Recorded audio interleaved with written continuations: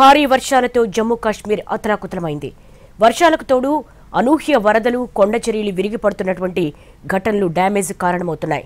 మంగళవారం ఉదయం 8:30 గంటల నుంచి బుధవారం ఉదయం 8:30 గంటల వరకు జమ్మూ ప్రాంతంలో రికార్డు స్థాయిలో 296 మిల్లీమీటర్ల వర్షపాతం నమోదైంది. 1973 తర్వాత ఇది అత్యధిక వర్షపాతం. 1973 ఆగస్టు 9న 272.6 మిల్లీమీటర్ల వర్షం కురిసింది. ఆ తర్వాత ఇదే హైయెస్ట్. 24 గంటల్లోనే ఉధంపూర్లో 629.4 మిల్లీమీటర్ల వర్షం కురిసింది.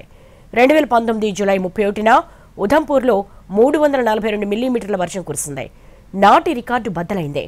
ఆల్మోస్ట్ రెట్టింపు వర్షం కురిసింది. దాంతో పరిస్థితులు తల్లకిందులయ్యాయి. జమ్మూ ప్రాంతంలోని వేర్వేరు రివర్ బ్యాంక్స్ నుంచి ఫ్లాష్ ఫ్లడ్స్ కారణంగా 5,000 మందిని సురక్షిత ప్రాంతాలకు తరలించారు. జమ్మూ సాంబా జిల్లాల్లో పరిస్థితి తీవ్రంగా ఉంది. జమ్మూ డివిజన్లో కంటిన్యూస్గా వర్షం కురుస్తూనే ఉంది.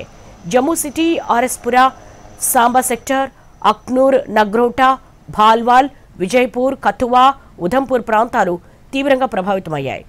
శ్రీ మాతా వైష్ణోదేవి యాత్రలో ల్యాండ్ స్లైడ్ కారణంగా చనిపోయిన వారి సంఖ్య 30 దాటిపోయింది. ఇప్పటి వరకు 34 మంది చనిపోయినట్టుగా తెలుస్తోంది.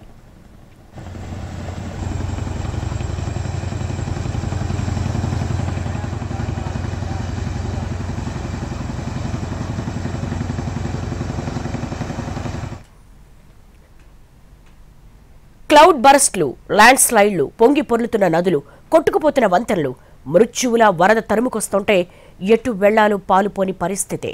ప్రవాహంలో కొట్టుకుపోతున్న వాళ్లు కొందరైతే బతుకు జీవుడా అంటూ బయటపడ్డవాళ్లు ఇంకొందరు. మట్టి పెళ్లలో పడి సజీవ సమాధవుతున్న ఇంకొందరు. ఉత్తర భారతదేశంలో సంభవిస్తున్న జలప్రళయంలో కనిపిస్తున్న హృదయ విదారక దృశ్యాలివే. కుండపోత వానలు, విరిగిపడుతున్న కొండ చర్యలు, ఫలితం పదుల సంఖ్యలో పోయిన ప్రాణాలు. పరిస్థితి చూస్తుంటే జమ్మూ కాశ్మీర్పై ప్రకృతి పగబట్టిందా అనిపిస్తోంది. భారీ వర్షాలు, వరదలు జలప్రళయం సృష్టిస్తున్నాయి. జమ్మూపై వరుణుడు పగబట్టినట్టున్నాడు. ఇప్పటికే భారీ వర్షాలతో తడిసి ముద్దవుతుండగా మరోసారి క్లౌడ్ బరస్ట్ అయింది. దాంతో వరద ఉప్పొంగింది. గ్రామాల జలదిగ్బంధంలో చిక్కుకున్నాయి. ఎక్కడ చూసినా వరద నీరే కనిపిస్తోంది. లోతట్టు ప్రాంతాల్లో పరిస్థితి దారుణంగా ఉంది. ఊరేదో ఏరేదో కనిపించడం లేదు. ఫస్ట్ ఫ్లోర్ వరకు వరద చేరింది. మరోవైపు మంచినీళ్లు లేవు, ఆహారం లేదు, కరెంటు కూడా లేదు. పిల్లలు, వృద్ధులు నరకం అనుభవించారు. సాయం కోసం డాబాలపైకెక్కి ఎదురు చూశారు. సమాచారం తెలుసుకున్న ఎన్డీఆర్ఎఫ్ సిబ్బంది రంగంలోకి దిగారు. ముంపు ప్రాంతాల్లో రెస్క్యూ ఆపరేషన్ చేపట్టారు. ఇళ్లలో చిక్కుకున్న వారిని బోట్ల సాయంతో సురక్షిత ప్రాంతాలకు తరలిస్తున్నారు. రిలీఫ్ క్యాంపులను ఏర్పాటు చేశారు.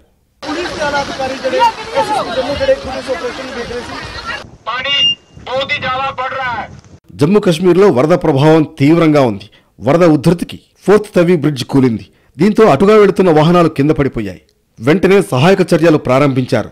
కొన్ని గంటల పాటు శ్రమించి పడిపోయిన వాహనాలను బయటకు తీశారు. దీంతో రాకపోకలు నిలిచిపోయాయి. జమ్మూ కాశ్మీర్లో వరద బీభత్సం గురించి ఎంత చెప్పినా తక్కువే. ప్రకృతి విలయానికి స్థానికులు విలవిలలాడిపోతున్నారు. కథువా, సాంబా, జమ్మూ, రాంబన్, కిశ్త్వార్ ప్రాంతాల్లో అతి భారీ వర్షాలు కురుస్తున్నాయి. రియాసీ జిల్లాలో త్రికూట పర్వత శిఖరంపై గల వైష్ణోదేవి ఆలయానికి వెళ్లే మార్గంలో కొండ చర్యలు విరిగిపడ్డాయి. అదుక్వారిలో ఇంద్రప్రస్థ భోజనాలయకు సమీపంలో జరిగిన ఈ ఘటనలో 6 చనిపోయారు. మరో 14 మంది గాయపడ్డారు. రంగంలోకి దిగిన సహాయక బృందాలు మట్టి, బండరాళ్ల కింద చిక్కుకున్న వారిని రక్షించాయి. దీంతో వైష్ణోదేవి ఆలయానికి రాకపోకలు నిలిచిపోయాయి. డోడా జిల్లాలో క్లౌడ్ బరస్ట్ వల్ల 4 చనిపోయారు.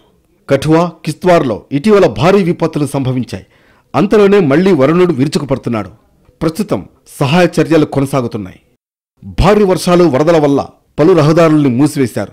కిశ్త్వార్లో పద్ధేర్ రోడ్డు పాక్షికంగా కొట్టుకుపోయింది. కొండ చర్యలు విరిగిపడడం వల్ల రామ్నగర్, ఉధంపూర్, అలాగే జంగల్వార్, తత్రీ రహదారులు మూతపడ్డాయి. కిశ్త్వార్, దోడా, రాజౌరి జిల్లాల్లోని ఎగువ ప్రాంతాల్లో డజన్ల కొద్దీ ఇళ్లు, పశువుల శాలలు కూలిపోయాయి. జమ్మూ కాశ్మీర్ వ్యాప్తంగా నదులన్నీ ప్రమాదకర స్థాయిని దాటి ప్రవహిస్తున్నాయి. రావి నది ఉధృతంగా ప్రవహిస్తోంది. కథువాలో మధోపూర్ బ్యారేజీ వద్ద పొంగి పొర్లుతోంది. ప్రవాహం 1,00,000 క్యూసెక్కులు దాటింది. ఇక్కడ లోతట్టు ప్రాంతాలన్నీ నీట మునిగాయి. ఉధంపూర్లో తావీ నది 20 అడుగుల ప్రమాదకర స్థాయిని దాటింది. చీనాబ్ నది ప్రమాదకర స్థాయికి దగ్గరలో ఉంది. సాంబాలోని బసంతర్ నది ప్రమాదకర స్థాయిని చేరుకుంది. వరద ప్రవాహం 7 అడుగులకు చేరింది. 2014 తర్వాత ఈ స్థాయిలో వరద రావడం ఇదే తొలిసారి. భారీ వర్షాలకు తోడు రాంబన్ జిల్లాలోని చందర్కోట్, కేరామోర్, బ్యాటరీ చష్మా వద్ద కొండ చర్యలు విరిగిపడుతున్నాయి. దీంతో ముందు జాగ్రత్త చర్యగా 250 కిలోమీటర్ల పొడవైన జమ్మూ శ్రీనగర్ జాతీయ రహదారిపై ట్రాఫిక్ ను నిలిపేశారు. జమ్మూలో ఉధంపూర్ వద్ద, కాశ్మీర్లో ఖాజీగుండ్ వద్ద వాహనాలు నిలిపేశారు.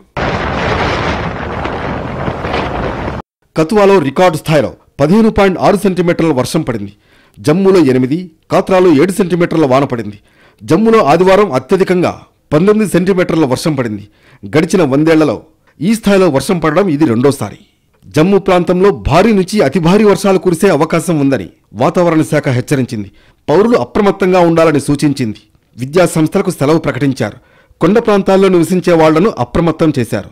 జలాశయాల వద్దకు వెళ్లొద్దని సూచించారు. జమ్మూ కాశ్మీర్లోనే కాదు, హిమాచల్ ప్రదేశ్, అరుణాచల్ ప్రదేశ్, ఉత్తరాఖండ్, పంజాబ్, హర్యానాల్లో కుండపోత వానలు కురుస్తున్నాయి. విధ్వంసాలకు దారితీస్తున్నాయి. షేర్ ఏ పంజాబ్ పర్యాటక ప్రాంతమైన మనాలీలోని ఓ ఫేమస్ రెస్టారెంట్ ఇది. వరదలో మొత్తం కొట్టుకుపోయింది, ఒక్క ముఖద్వారం తప్ప. హిమాచల్ ప్రదేశ్లో వరదల ఉధృతికి ఇదొక ఉదాహరణ మాత్రమే. భారీ వర్షాలు అక్కడ సృష్టిస్తున్న జలవిలయం అంతా ఇంతా కాదు. హిమాచల్ ప్రదేశ్లో ఎడతెరిపిలేని భారీ వర్షాల వల్ల వాగులు, వంకలు పొంగి పొర్లుతున్నాయి. నదులు ప్రమాదకర స్థాయిలో ప్రవహిస్తున్నాయి. బియాస్ నది ఉధృతంగా ప్రవహిస్తోంది. దీంతో నది ఒడ్డున గల కొన్ని నిర్మాణాలు కొట్టుకుపోయాయి, ఇంకొన్ని కూలిపోయాయి. పలు భవనాలు ఘోరంగా దెబ్బతిన్నాయి. హిమాచల్ ప్రదేశ్లోని రావి నది ఉధృతంగా ప్రవహిస్తోంది. ఈ రావిపై 3 ప్రాజెక్టులున్నాయి. ఇవి 3 ఒకదాని తర్వాత మరొకటి పనిచేస్తాయి. చంబా జిల్లాలో డల్హౌసీ వద్ద గల మొదటి చమిరా డ్యాం ద్వారా నదీ ప్రవాహాన్ని నియంత్రిస్తారు. మిగతా 2 ప్రాజెక్టులు దిగువ ప్రవాహాన్ని కొనసాగిస్తాయి. హిమాచల్ ప్రదేశ్లో 3 రోజులుగా తెరిపినివ్వకుండా కురుస్తున్నాయి వానలు. దీంతో పందో డ్యాం నుంచి నీటిని కిందకు వదులుతున్నారు. వర్షాలు, వరదల వల్ల హిమాచల్ ప్రదేశ్లో పలుచోట్ల రోడ్లు తెగిపోయాయి. చండీగఢ్ మనాలి హైవే మూతపడింది. కులులో బియాస్ నది ఉధృతంగా ప్రవహిస్తోంది. మనాలిలో రైసన్ వద్ద హైవే కోతకు గురైంది. దీంతో మనాలి వాసులు బిక్కుబిక్కుమంటున్నారు. వరద ఉధృతికి అనేక షాపులు కొట్టుకుపోయాయి. పలుచోట్ల రోడ్లు తెగిపోయాయి. మనాలి చండీగఢ్ హైవేపై వాహనాల రాకపోకలు నిలిచిపోయాయి. మనాలి లేహ్ హైవే చాలా చోట్ల దెబ్బతింది. దీంతో ఈ మార్గంలో వాహనాల రాకపోకల్ని నిలిపివేశారు అధికారులు. తదుపరి ఆదేశాలు ఇచ్చే వరకు ఈ మార్గంలో ప్రయాణించడానికి వీల్లేదని ఆదేశించారు. అలాగే కులు మనాలి హైవే కొట్టుకుపోయింది. దీంతో ఈ మార్గంలో కూడా వాహనాల రాకపోకలు పూర్తిగా నిలిచిపోయాయి. పంజాబ్లో కూడా పరిస్థితి చాలా దారుణంగా ఉంది. పొరుగు రాష్ట్రాలైన హిమాచల్ ప్రదేశ్, జమ్మూ కాశ్మీర్లో భారీ వర్షాల ప్రభావం పంజాబ్ పైన పడుతోంది.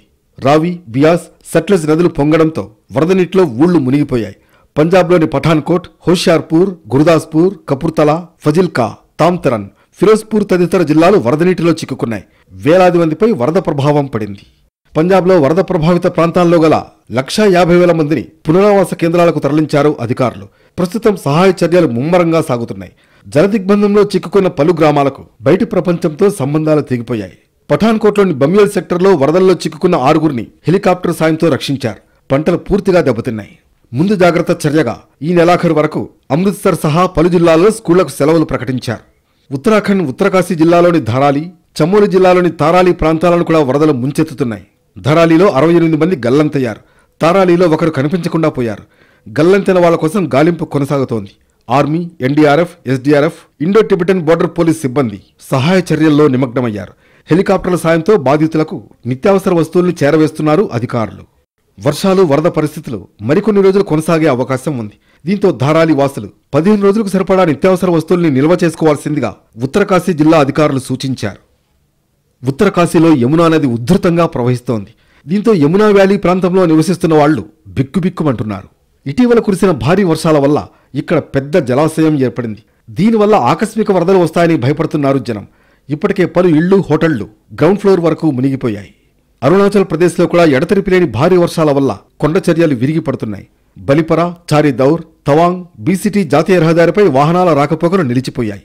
ఈ మార్గంలో సాపర్ క్యాంప్, నయూక్ మదుంగ్ మధ్య కొండ చర్యలు విరిగిపడ్డాయి. దీంతో 120 మీటర్లకు పైగా రోడ్డు మూసుకుపోయింది.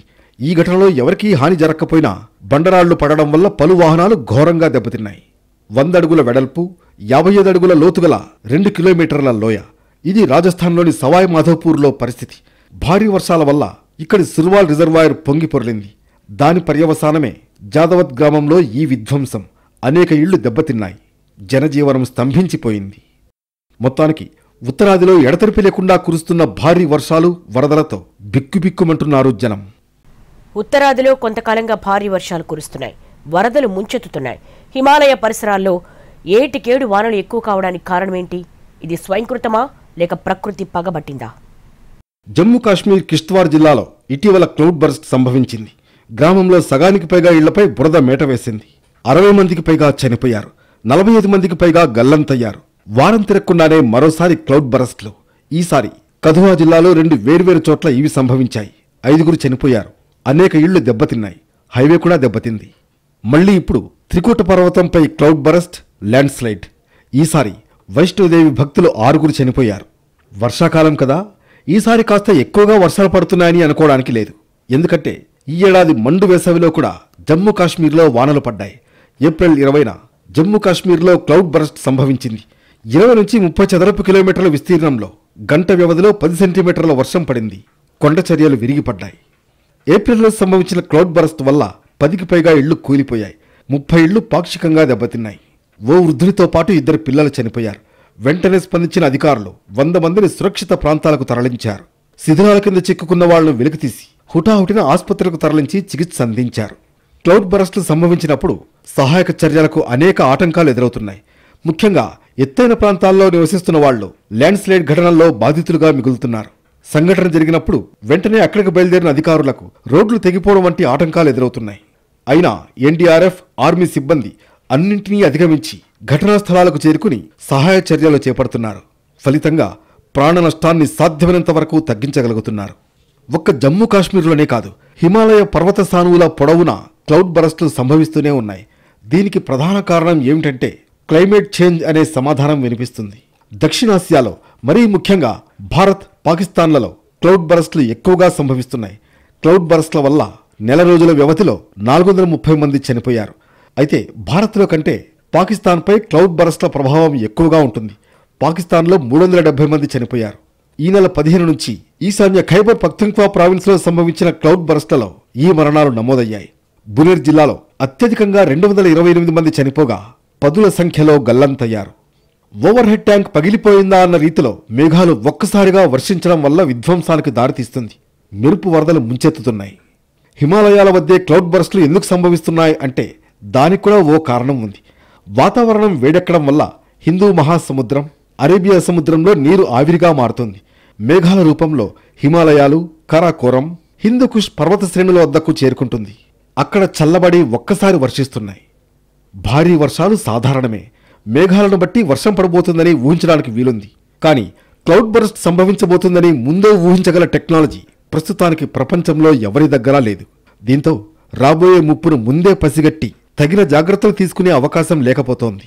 మరి దీనికి పరిష్కారం ఏమిటంటే భారీ వర్షాలు, ల్యాండ్ స్లైడ్లను తట్టుకునేలా నిర్మాణాలు చేయడం ఒక్కటే మార్గం.